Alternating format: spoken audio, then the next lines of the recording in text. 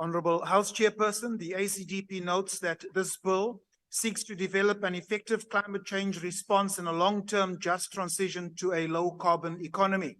The ACDP commits to reducing harmful toxins and gases, to restoring our ecosystems, air and waterways that have been contaminated by pollutants. We commit to protecting our endangered wildlife, flora and fauna, because we understand that this is our inalienable mandate as custodians of our planet.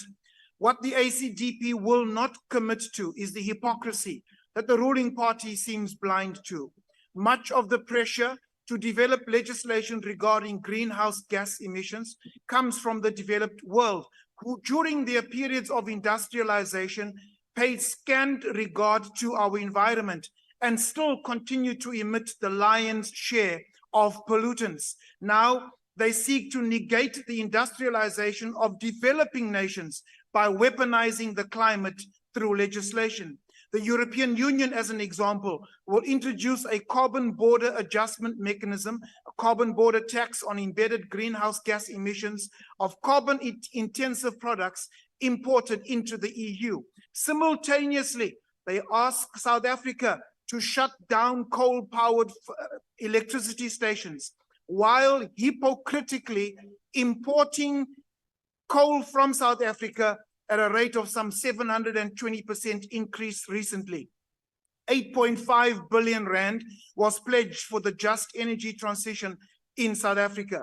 To please the masters that pull the finance strings, the ruling party has decommissioned the Komati coal-fired power station, one of the most stable and efficient electricity power stations in South Africa, and that during load shedding.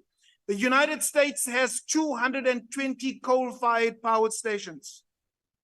India has 285.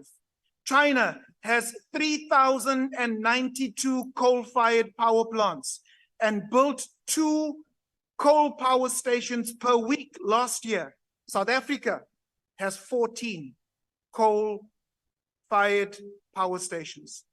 An energy crisis, high unemployment, poverty and inequality. This bill gives the minister almost unfettered power to, amongst others, make regulations in regards to the management of climate change. We must never succumb to the pressure of the unelected global elites like the World Economic Forum, who threaten another lockdown using climate change as a pretext.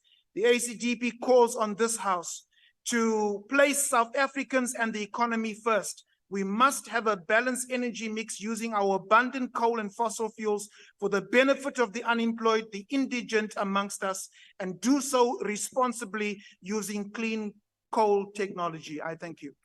Thank you very much, Honorable Member.